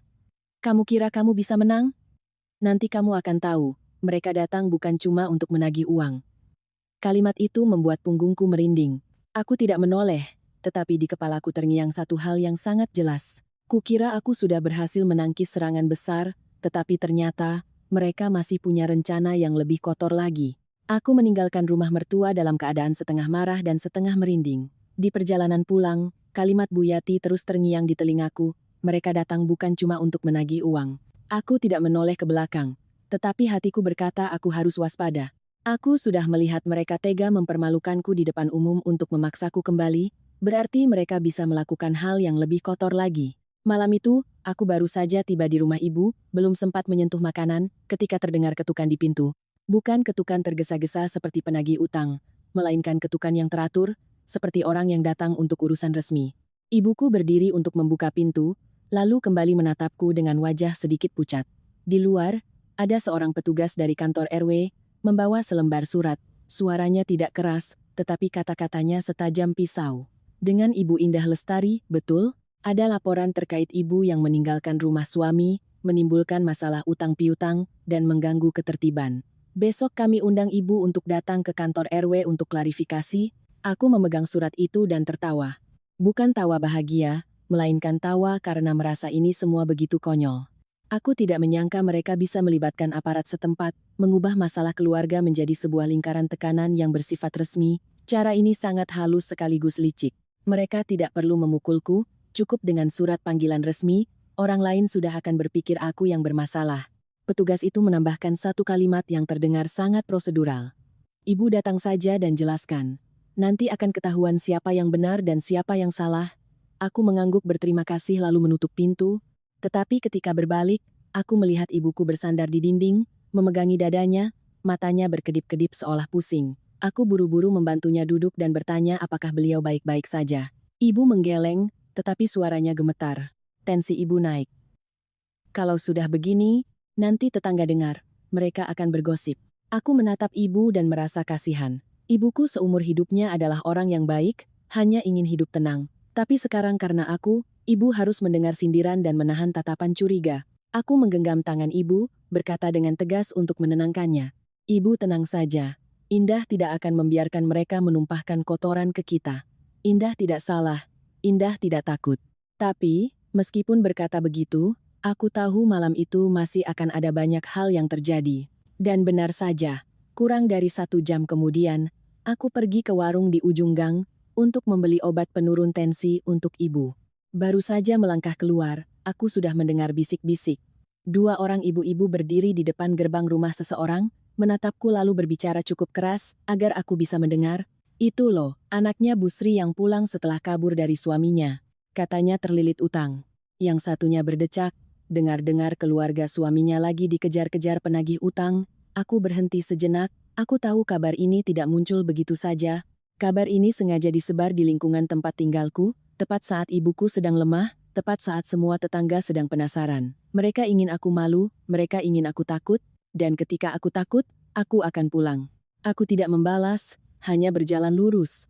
Tetapi di dalam hati, aku mencatat setiap kata, setiap tatapan, karena aku tahu, pertarungan ini bukan lagi soal apakah aku akan kembali menjadi menantu atau tidak. Ini soal mereka yang sedang berusaha menjadikanku pihak yang bersalah agar aku mau menandatangani surat dan menanggung utang. Malam itu, setelah ibu minum obat dan beristirahat, aku duduk sendirian di kamar. Ponselku bergetar, sebuah pesan dari Bayu. Hanya satu kalimat yang begitu dingin sampai tanganku terasa kebas saat membacanya. Kalau kamu tidak pulang, Mas akan ajukan gugatan cerai, jangan salahkan Mas. Aku menatap layar ponsel sangat lama. Dulu, hanya mendengar kata cerai saja aku sudah panik. Tapi saat ini, kata itu terasa seperti pisau tumpul yang dia gunakan untuk menakut-nakuti. Aku langsung meneleponnya kembali. Bukan untuk memohon, melainkan untuk mendengar dengan jelas peran apa yang sedang dia mainkan dalam drama ini. Bayu mengangkat telepon. Suaranya lelah tetapi tetap berusaha terdengar tegas. Kamu mau apa lagi? Kamu mau menghancurkan keluarga ini? Aku bertanya langsung, tanpa basa-basi. Mas serius mau cerai atau cuma mengancam? Mas mau apa sebenarnya? Di seberang sana hening beberapa detik, lalu dia mengucapkan satu kalimat yang membuatku terdiam. Ibu bilang, cukup kamu pulang. Tanda tangan sekali lagi, setelah itu kamu mau pergi kemanapun terserah. Aku membeku. Jadi, sudah jelas, cerai hanyalah cambuk. Tujuan sebenarnya adalah tanda tangan sekali lagi. Kalimat sekali lagi terdengar ringan, seolah untuk mengakhiri masalah dengan damai. Tapi bagiku, itu terasa seperti tali gantungan. Karena mereka hanya butuh tanda tanganku sekali lagi untuk mengunci bebanku pada sebuah utang. Aku bertanya lagi, kata demi kata seolah mengunyah batu. Tanda tangan apa? Bayu berkelit.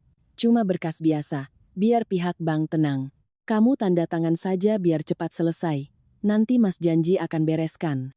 Aku tertawa sinis. Mas mau bereskan pakai apa? Pakai janji? Janjimu ada di mana waktu ibumu menyuruhku pergi? Bayu tercekat. Dia tidak bisa menjawab. Dia hanya menghela napas. Jangan persulit Mas. Aku menutup telepon. Tanganku dingin sekali.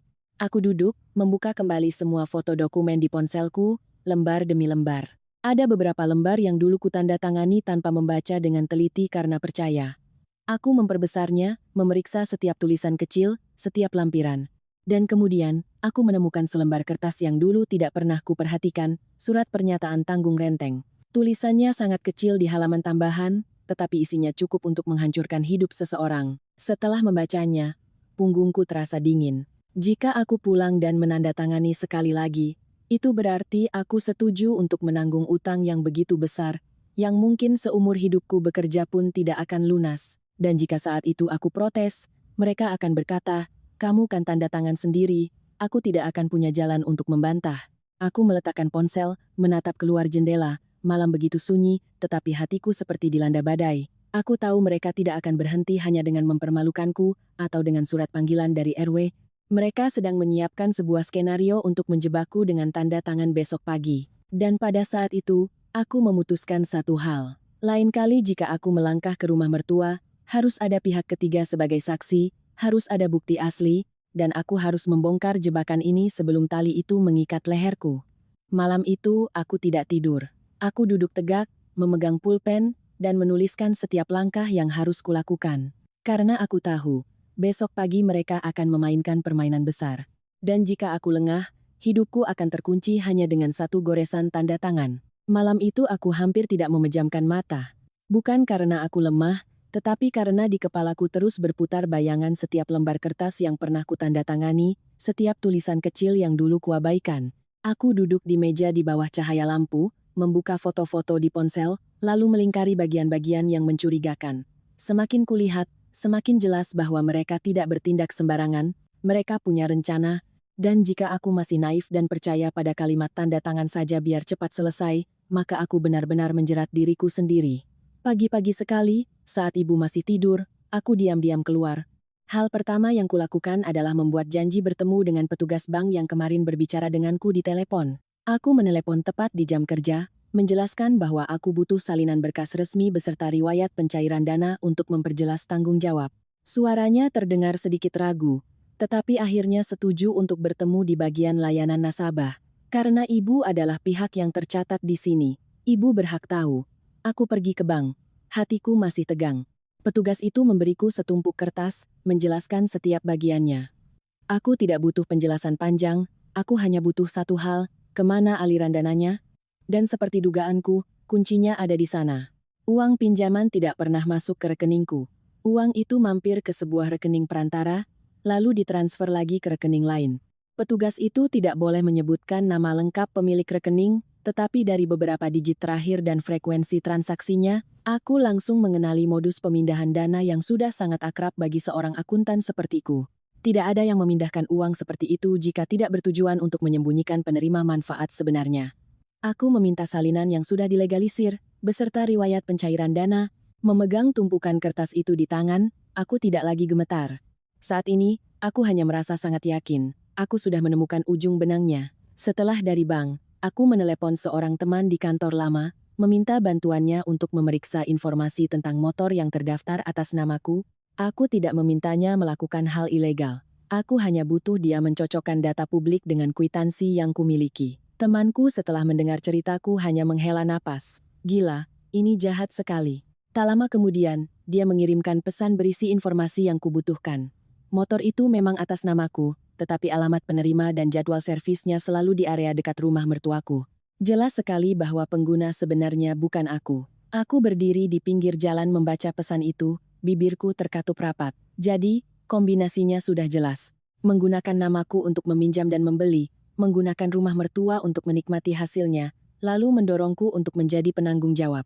Jika aku kembali dan menandatangani sekali lagi, mereka akan punya cukup bukti untuk mengatakan bahwa aku melakukannya secara sukarela. Dan sekali sudah sukarela, aku berteriak pun tidak akan ada yang menolong.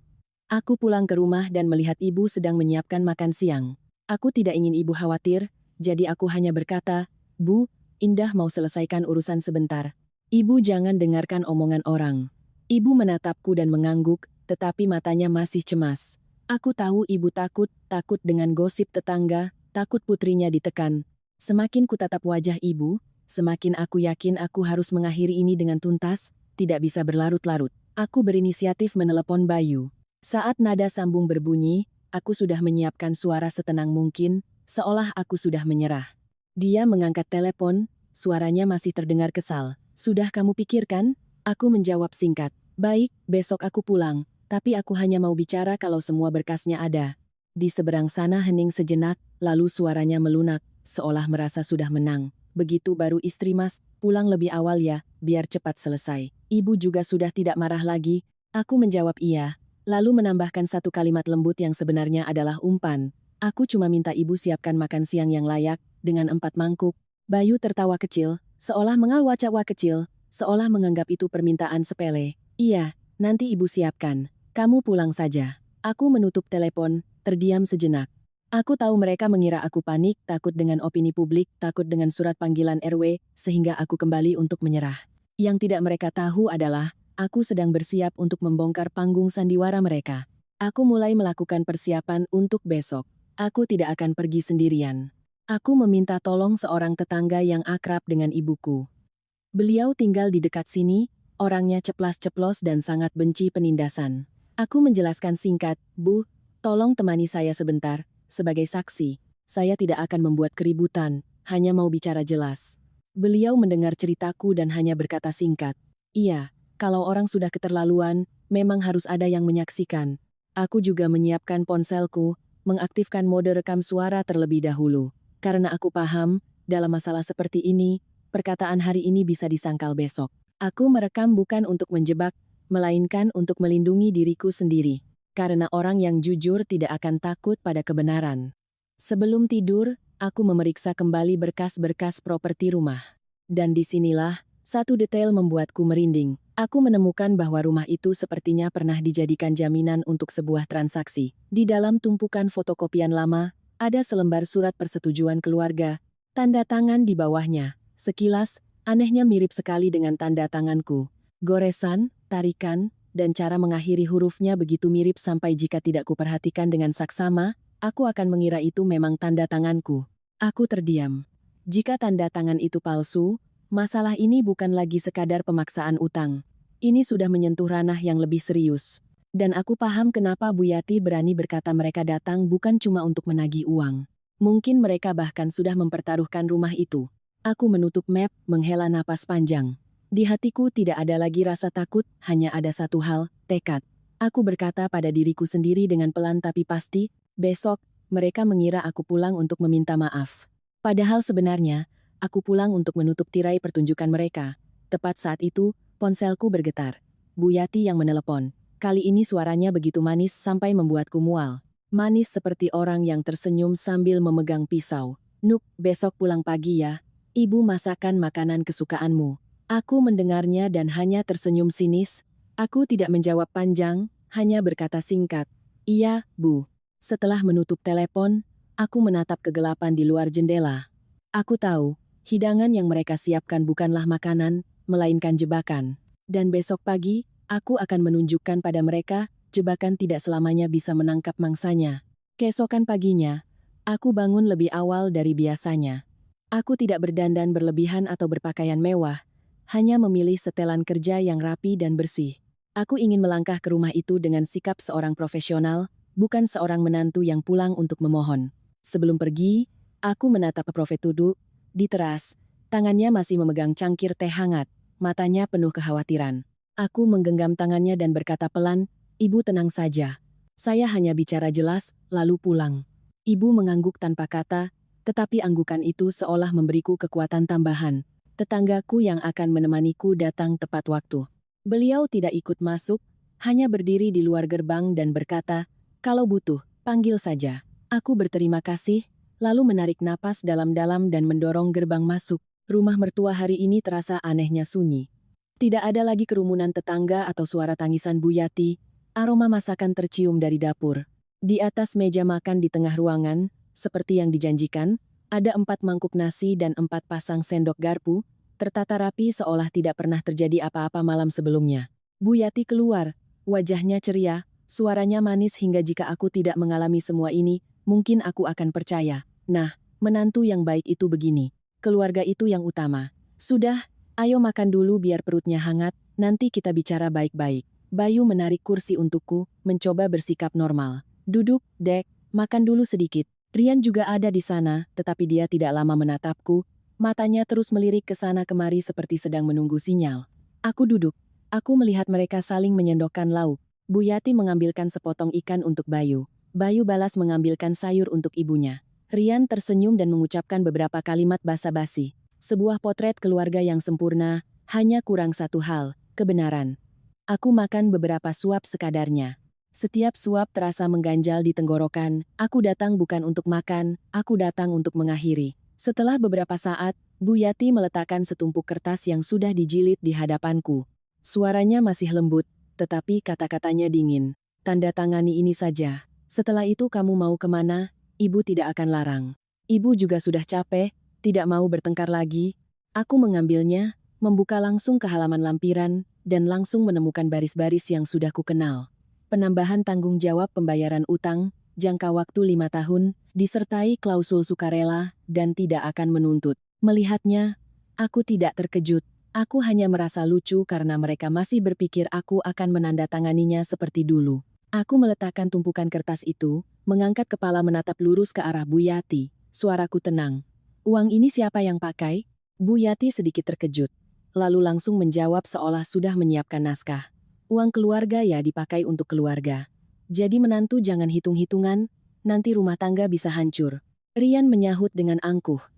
"Bahkan istrinya Mas Bayu. Milik Mas ya milik Mbak juga."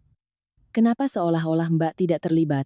Aku tertawa sinis dan melontarkan satu pertanyaan yang membuatnya terdiam sejenak.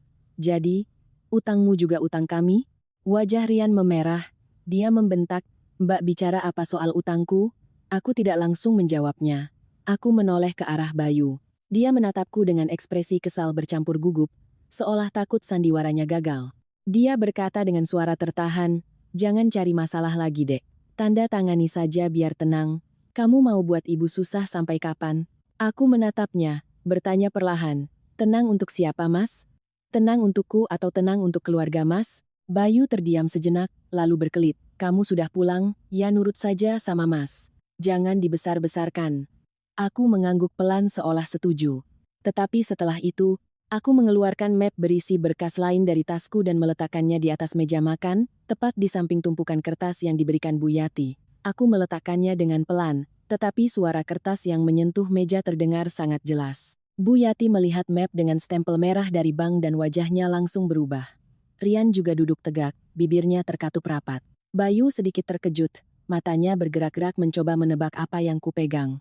Aku membuka map itu lembar demi lembar, berbicara dengan jelas. Tidak perlu suara keras. Ini rekening koran pencairan dana, ini riwayat transfer, ini kontrak pembelian motor atas namaku. Semuanya ada stempel bank. Bu Yati hendak merebutnya, tetapi aku menahannya dengan tatapan tajam. "Tunggu, Bu, saya belum selesai." Aku menunjuk satu baris di rekening koran. Uangnya tidak masuk ke rekening saya. Aku membuka lembar lain. Motornya bukan saya yang pakai. Lalu aku menatap mereka satu persatu, suaraku perlahan, setiap kata seolah menancap di meja makan. "Jadi, kenapa saya yang harus bayar?" Suasana di meja makan membeku. Sendok di tangan Bayu berhenti di udara. Rian tidak lagi angkuh. tenggorokannya bergerak-gerak seolah ingin bicara tetapi tidak ada suara yang keluar. Bu Yati menatapku dengan campuran antara marah dan takut. Takut karena kedoknya terbongkar. Aku tidak berhenti di situ. Aku meletakkan jariku di halaman lampiran yang ingin Bu Yati kutandatangani, menekankan setiap kata. Ibu mau saya tanda tangani ini untuk melegalkannya. Tapi saya tegaskan, saya tidak akan tanda tangan, dan saya akan bekerja sama dengan bank untuk membatalkan semua yang terkait dengan saya.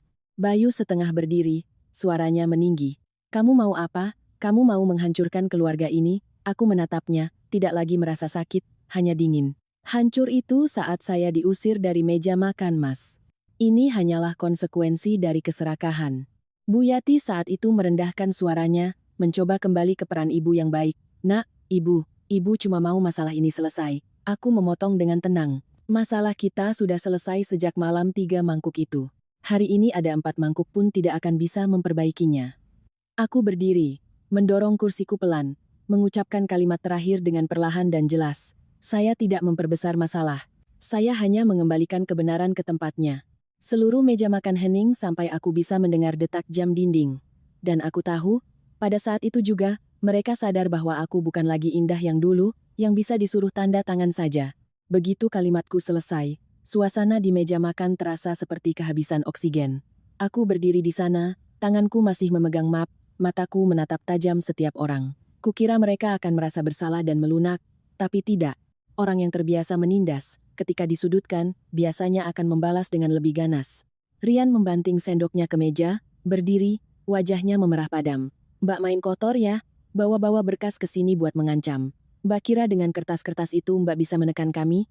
Aku menatap lurus ke arahnya, suaraku tidak tinggi tetapi tajam.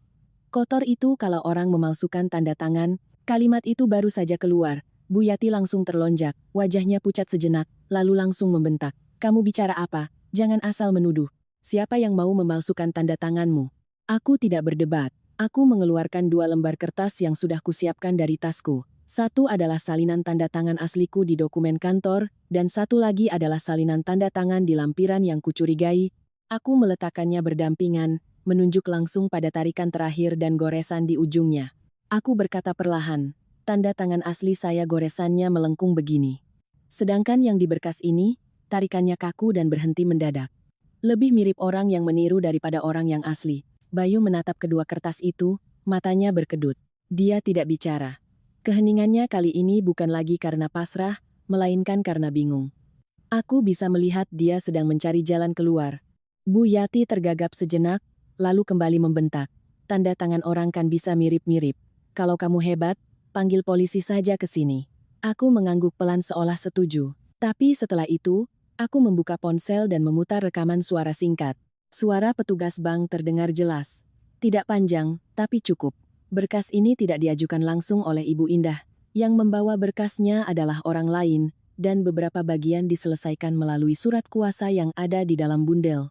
Aku mematikan rekaman, menatap lurus ke arah Bu Yati. Saya tidak perlu polisi sekarang. Saya hanya butuh ibu dan semua orang di sini melihat kebenaran. Berkasnya bukan saya yang ajukan. Jadi, siapa yang mengajukan? Siapa yang tanda tangan? Siapa yang menikmati hasilnya? Bayu saat itu mulai gelisah, dia mengusap keningnya, suaranya canggung seolah ingin mengubah situasi ini menjadi kesalahpahaman. Mungkin ada yang keliru. Jangan dibesar-besarkan. Aku menoleh padanya dan melontarkan satu pertanyaan. Hanya satu, tanpa tambahan apapun. Keliru, tapi Mas tahu persis tanggal pencairan dananya? Pertanyaan itu seperti pukulan telak. Bayu membeku. Dia menatapku, lalu menunduk ke meja. Aku melihat tenggorokannya bergerak menelan ludah. Dia tidak bisa menyangkal karena tanggal pencairan dana adalah informasi yang hanya diketahui orang dalam, bukan sesuatu yang bisa didengar dari tetangga. Aku tidak berhenti. Aku mengeluarkan ponselku, membuka pesan yang sudah kusimpan, dan meletakkannya di hadapannya. Di layar, terlihat percakapan singkat antara dia dan Rian. Suruh Indah tanda tangan saja biar cepat. Ibu sudah mendesak. Jangan biarkan dia baca teliti. Cuma lampiran kok. Aku tidak perlu membacakannya dengan keras. Cukup dengan membiarkan layar itu menyala di depan mereka. Rian melihatnya dan wajahnya berubah. Dia berteriak dengan suara panik bercampur marah. Mbak geledah ponsel Mas Bayu? Jadi perempuan kok mainnya begitu? Aku menatapnya dan menjawab singkat. Aku tidak menggeledah. Aku hanya menyimpan bukti agar tidak dikubur hidup-hidup dengan tanda tanganku sendiri.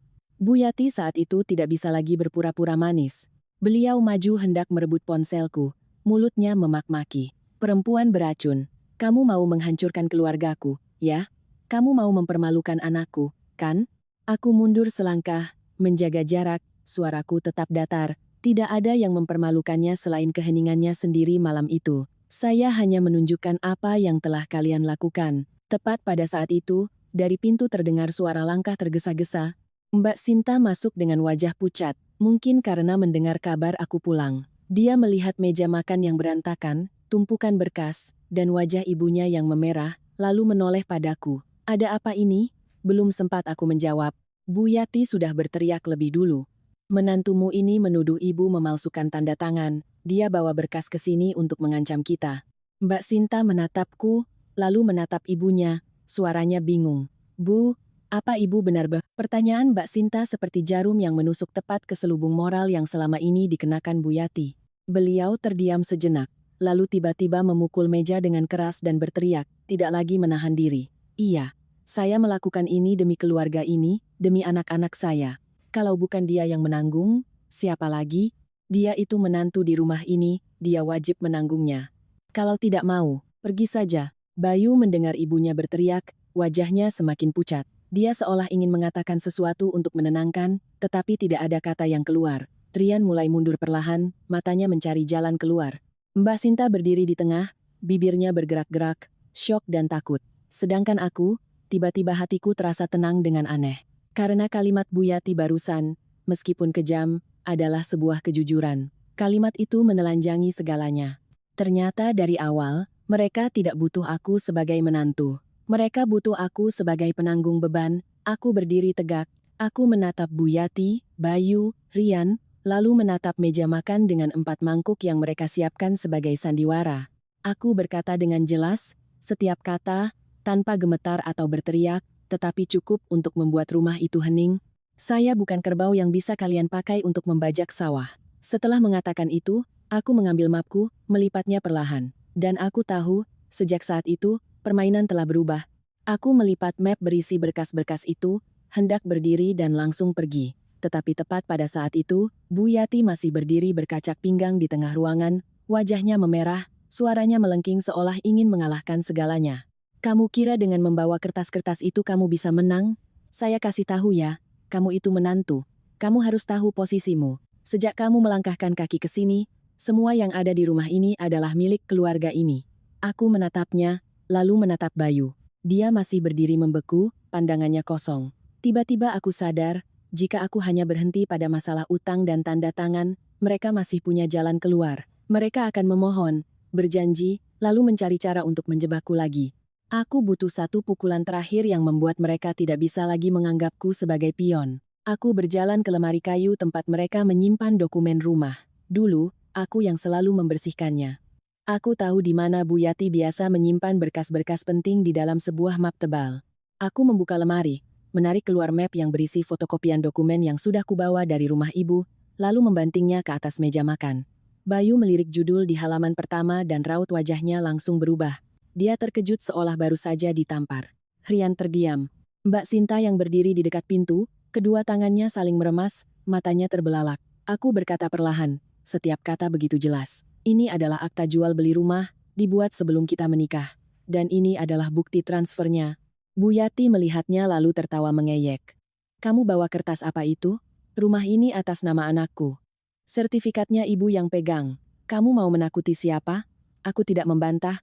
Aku membuka halaman kedua, menunjuk tanggalnya, lalu menatap lurus ke arah beliau. Uang untuk membeli rumah ini adalah pemberian dari almarhum ayah saya sebelum saya menikah. Mas Bayu hanya dipinjam nama karena saya percaya padanya. Suasana di rumah itu seolah kehabisan udara. Bayu membuka mulut hendak mengatakan sesuatu, tetapi tidak ada suara yang keluar. Aku melihat tenggorokannya bergerak-gerak. Dia tidak menyangka aku menyimpan bukti selengkap ini, apalagi berani mengeluarkannya di saat seperti ini. Bu Yati langsung berteriak, suaranya memekakkan telinga. Bohong, beli rumah itu uang bersama. Sejak kamu masuk ke sini, semuanya jadi milik keluarga suami. Kamu mau merampok rumah, ya? Aku menatapnya dengan tenang, atas nama bukan berarti uangnya dari dia, Bu. Ibu tahu itu lebih dari siapapun. Aku mengeluarkan selembar bukti transfer lama. Kertasnya sudah sedikit menguning. Aku meletakkannya tepat di hadapan Bayu, menunjuk baris transfer dari rekening ayahku ke rekeningnya, dengan keterangan yang jelas, untuk pembayaran rumah. Aku tidak perlu bercerita panjang, cukup biarkan angka dan tanggal yang berbicara. Mbak Sinta tergagap, suaranya terputus-putus. Jadi kalau dibawa ke pengadilan. Aku menoleh padanya dan menjawab singkat, pengadilan akan menetapkannya sebagai harta bawaan karena sumber dananya terbentuk sebelum pernikahan dan ada bukti yang jelas. Setelah mengatakan itu, aku kembali menatap Bayu. Untuk pertama kalinya, di matanya tidak ada lagi kekesalan atau sikap meremehkan, yang ada hanya kepanikan. Kepanikan yang nyata. Karena sejak saat itu, sesuatu yang selama ini dia dan ibunya anggap sebagai milik mereka yang paling pasti, ternyata berdiri di atas fondasi yang bukan milik mereka. Rian saat itu mulai panik, suaranya melemah. Mbak, Mbak mau apa? Aku menatapnya, suaraku tidak keras tetapi setajam pisau. Aku akan mengambil kembali apa yang menjadi milikku, dan memotong semua beban yang telah kalian timpakan padaku. Bu Yati seolah didorong ke titik terakhir. Beliau maju, memukul tumpukan berkas itu, suaranya menggeram. Kamu itu menantu, kamu tidak punya hak. Kalau kamu berani memperbesar masalah ini, jangan harap hidupmu tenang. Aku menatap lurus ke arahnya, tidak menghindar. Aku berkata perlahan dan jelas, setiap kata seolah menjadi penutup peti mati untuk cara mereka menindasku. Saya keluar dari rumah ini bukan karena saya tidak punya tempat tinggal. Saya keluar karena saya tidak mau tinggal bersama keserakahan. Begitu kalimat itu selesai, rumah itu hening. Mbak Sinta berdiri seperti patung, Rian menunduk, Bayu pucat pasi, keringat mulai membasahi pelipisnya, matanya untuk pertama kalinya menunjukkan ketakutan, dan aku tahu, pukulan ini tidak hanya membuat mereka terkejut. Pukulan ini merobek ilusi bahwa aku bergantung pada mereka. Ternyata, sesuatu yang mereka kira menjadi peganganku, justru adalah sesuatu yang bisa berdiri karena kepercayaanku pada mereka. Aku melihat ketakutan di mata Bayu, tetapi aku tidak merasa puas. Anehnya begitu. Ketika seseorang sudah terlalu lama ditindas hingga ke titik terendah, saat melihat lawannya gemetar, tidak ada lagi keinginan untuk menang dengan emosi. Yang ada hanya keinginan untuk mengakhiri segalanya. Aku meletakkan tumpukan berkas itu di atas meja, suaraku tegas tanpa basa-basi. Mulai sekarang, jika di dalam berkas manapun masih ada nama saya, tanda tangan saya, atau data pribadi saya yang digunakan untuk meminjam, membeli, atau menjamin apapun, saya akan melaporkannya sebagai pemalsuan tanda tangan. Saya katakan ini sekali biar jelas. Kalimat itu seperti sebuah sabetan pedang. Rian yang berdiri di dekat pintu tiba-tiba bersuara, nadanya panik, tidak lagi bisa mempertahankan sikap angkuhnya. Mbak, kalau Mbak begitu, aku bisa masuk penjara. Aku menatap lurus ke arahnya, tidak dengan bentakan, hanya dengan nada dingin. Penjara atau tidak, itu keputusanmu saat kamu menandatangani berkas itu atas namaku. Aku tidak mendorongmu ke penjara, kamu yang mendorong dirimu sendiri ke sana. Wajah Rian memucat, bibirnya gemetar. Dia menoleh ke arah Bu Yati seolah meminta pertolongan, tetapi Bu Yati saat ini juga tidak bisa lagi mempertahankan sikap sinisnya. Beliau terdiam sejenak, lalu tiba-tiba mengubah nada bicaranya. Air mata mulai mengalir, begitu cepat seolah keran dibuka. Suaranya tercekat. Ibu salah, nak. Jangan dibesar-besarkan. Ibu cuma mau keluarga kita tenang. Kalau kamu begini, nanti orang-orang menertawakan ibu. Aku mendengar kata orang-orang menertawakan dan hatiku terasa perih. Sampai titik ini pun, yang pertama kali beliau pikirkan adalah harga diri. Beliau tidak menangis karena kasihan padaku. Beliau menangis karena takut kehilangan muka, takut kehilangan keuntungan, takut kehilangan apa yang selama ini dipegangnya. Aku menatapnya, bertanya perlahan, tidak dengan nada menghakimi, tetapi cukup untuk membuatnya terdiam. Waktu ibu menyingkirkan mangkuk nasi saya, apa ibu memikirkan hari ini? Bu Yati terdiam, air matanya masih mengalir tetapi tatapannya goyah. Pada saat itu, aku melihat dengan jelas beliau sedang teringat kejadian malam itu, saat beliau tersenyum sinis dan berkata, pulang saja ke rumah orang tuamu. Saat itu beliau pasti yakin aku akan kembali dan berlutut meminta maaf, seperti yang sering kulakukan. Beliau tidak menyangka aku berani pergi, apalagi berani kembali dengan bukti di tangan. Bayu berdiri di samping meja, kedua tangannya terkepal lalu mengendur berulang kali. Aku melihatnya, melihat pergulatan di dalam dirinya, tetapi pergulatan itu datang terlambat. Aku sudah terlalu sering menahan keheningannya, menahan sikapnya yang selalu memilih memunggungiku. Tiba-tiba, Bayu melangkah maju dan berlutut di hadapanku. Seumur hidupku, aku belum pernah melihatnya berlutut. Dia berlutut dengan wajah pucat, suaranya serak. Indah, Mas minta maaf. Masalah, Mas. Mas tidak menyangka akan jadi sejauh ini. Aku sama sekali tidak merasa luluh seperti yang mungkin diharapkannya. Mungkin karena satu permintaan maaf tidak bisa menutupi luka yang sudah menjadi bekas. Aku menatapnya. Bertanya satu kalimat dengan begitu tenang sampai aku sendiri terkejut. Waktu ibumu menyuruhku pergi, Mas ada di mana? Bayu menunduk. Dia membuka mulut, lalu menutupnya kembali. Aku melihat dengan jelas, dia tidak punya jawaban yang pantas. Karena kenyataannya, dia ada di sana, tepat di hadapanku, dan dia memilih untuk menunduk dan makan. Mbak Sinta berdiri di luar, matanya memerah, suaranya gemetar. Mas Bayu, kenapa jadi begini? Aku tidak menyangka keluarga kita. Dia menatap ibunya, lalu adiknya, seperti orang yang baru saja terbangun dari mimpi buruk. Bu Yati saat itu, sambil menangis, mencoba meraih tanganku. Nak, ibu mohon, kamu mau ibu melakukan apapun, ibu akan lakukan. Jangan lapor polisi. Ibu sudah tua. Suaranya memelas, setengah memohon, setengah mengancam dengan usianya. Seolah berkata, saya sudah tua, kamu tidak akan tega. Aku menarik tanganku kembali, tidak dengan kasar, tetapi dengan tegas. Aku menjelaskan setiap poin dengan jelas, seperti membacakan sebuah perjanjian. Karena aku tidak ingin ada lagi ambiguitas. Saya datang ke sini bukan untuk bertengkar. Saya datang untuk mengakhiri kewajiban saya dalam berkas-berkas yang tidak saya setujui. Sekarang, saya minta 3 hal. Aku menatap mereka satu persatu, lalu melanjutkan. 1. Tanda tangani surat pernyataan untuk membatalkan semua surat kuasa yang terkait dengan saya, termasuk penggunaan data pribadi saya dalam transaksi apapun. 2. Tanda tangani surat pernyataan bahwa motor atas nama saya digunakan oleh Rian, dan semua biaya terkait mulai sekarang menjadi tanggung jawabnya. 3. Jika masih ada berkas lain dengan tanda tangan saya yang bukan saya yang menandatangani, kalian harus bekerja sama dengan bank untuk verifikasi. Rian tergagap. Mbak terlalu menekan. Aku menatapnya. Aku tidak menekan. Aku hanya mengembalikan tanggung jawab kepada orang yang seharusnya. Bu Yati, sambil menangis, mengangguk berkali-kali. Iya, ibu tanda tangan semua. Tapi aku tahu, air matanya bukan karena penyesalan. Itu adalah senjatanya untuk memancing iba, untuk meluluhkan hati. Aku tidak akan membiarkan hatiku luluh lagi. Aku mengeluarkan surat pernyataan yang sudah kusiapkan, memberikan pulpen.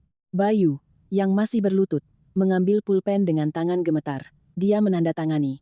Rian menandatangani dengan panik. Bu Yati menandatangani dengan tangan yang bergetar. Matanya masih merah. Ketika tanda tangan terakhir dibubuhkan, aku menyimpan tumpukan kertas itu ke dalam tas, seolah menyimpan kembali sebagian hidupku yang telah mereka bebani. Aku berdiri, memandangi seisi rumah. Meja makan dengan 4 mangkuk masih di sana, tetapi bagiku itu tidak lagi berarti apa-apa. Aku berjalan keluar pintu tanpa menoleh. Di belakangku, aku mendengar mereka mulai bertengkar. Mbak Sinta menyalahkan ibunya, Bayu membentak adiknya. Bu Yati balas memaki sambil menangis. Rumah itu akhirnya menunjukkan wujud aslinya, sebuah kekacauan yang ditutupi dengan kata keluarga. Aku berjalan lurus, hatiku anehnya terasa tenang. Aku tidak perlu mengalahkan mereka dengan teriakan. Aku mengalahkan mereka dengan bukti dan kebenaran. Aku melangkah keluar dari rumah mertua sore itu. Langit tidak lagi gerimis, tetapi angin masih terasa dingin. Aku berjalan sangat pelan, bukan karena lelah, melainkan karena ada sebuah kekosongan aneh di dalam hatiku. Orang sering berpikir, saat berhasil membongkar kejahatan, saat memegang bukti di tangan, kita akan merasa puas dan menang. Tetapi sebenarnya, yang kurasakan adalah sebuah kesedihan yang tipis, seperti asap dapur. Sedih karena pada akhirnya semua dugaanku benar. Sedih karena ternyata tahun-tahun di mana aku berusaha membangun keluarga hanyalah sebuah sandiwara, di mana aku adalah aktris dengan daya tahan terbaik. Setibanya di rumah, ibu sedang memijat kakinya. Melihatku masuk, beliau langsung berdiri, matanya menatapku seolah bertanya. Aku tidak bercerita panjang, hanya berkata singkat, sudah beres, Bu. Saya tidak menandatangani apapun lagi, dan saya tidak akan menanggung beban siapapun lagi. Ibu menghela napas lega, seolah baru saja meletakkan batu besar dari pundaknya, lalu menunjuk ke dapur. Makan dulu sana, ibu sudah siapkan bubur. Aku mengangguk. Aku makan perlahan, suap demi suap. Buburnya sederhana, tetapi hangat. Kehangatan itu bukan dari makanannya, melainkan dari perasaan berada di tempat di mana aku tidak perlu meminta izin untuk bisa hidup. Malam itu, Aku tidur sangat nyenyak. Untuk pertama kalinya setelah sekian lama, aku tidak terbangun karena dering telepon atau karena ketakutan akan diseret ke dalam pertengkaran. Tetapi keesokan paginya, begitu aku membuka mata, ponselku bergetar tanpa henti, seolah ada yang mengguncangnya dengan kuat. Kulihat di layar, nama Bu Yati muncul. 1 panggilan, 2 panggilan, 5 panggilan. Aku tidak menjawab. Aku meletakkan ponsel, mencuci muka, dan membuatkan segelas teh hangat untuk ibu. Ponsel bergetar lagi. 10 panggilan, 20 panggilan. Aku mulai merasa lelah. Bukan lelah karena suaranya, melainkan lelah karena perasaan bahwa orang hanya akan menelepon saat mereka butuh. Aku mengubah mode ponsel menjadi getar, tetapi ponsel itu terus bergetar di atas meja, seperti ikan yang kehabisan air. Aku melihat riwayat panggilan tak terjawab, angkanya terus bertambah. 30, 40. Saat mencapai panggilan ke 99, aku tiba-tiba terdiam. Aku tidak lagi marah. Aku hanya merasa letih, seperti orang yang telah berjalan terlalu jauh, dan akhirnya sadar bahwa ada pintu yang lebih baik dibiarkan tertutup daripada terus diketuk. Panggilan ke 100 berdering. Aku mengangkatnya. Di seberang sana, suara Bu Yati terdengar gemetar dan terputus-putus, seolah sedang menangis ketakutan. "Nak, ibu minta maaf, ibu salah. Pulang ya, nak, ibu tidak akan berani lagi." Aku terdiam beberapa detik. Dalam keheningan itu, aku teringat kembali kejadian malam ketika beliau menyingkirkan mangkuk nasiku, teringat senyum sinisnya, teringat kalimatnya, "Pulang saja ke rumah orang tuamu." Aku juga teringat saat beliau menangis di depan tetangga, menuduhku membawa lari uang. Bisakah seseorang berubah secepat itu? Ataukah ini hanya karena mereka takut? Aku bertanya dengan lembut, tidak dengan nada menyindir, hanya bertanya untuk memastikan. "Ibu minta maaf karena sayang saya, atau karena takut kehilangan rumah?"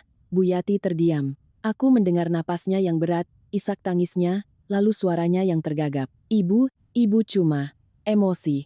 Ibu salah bicara." Aku tidak melanjutkan.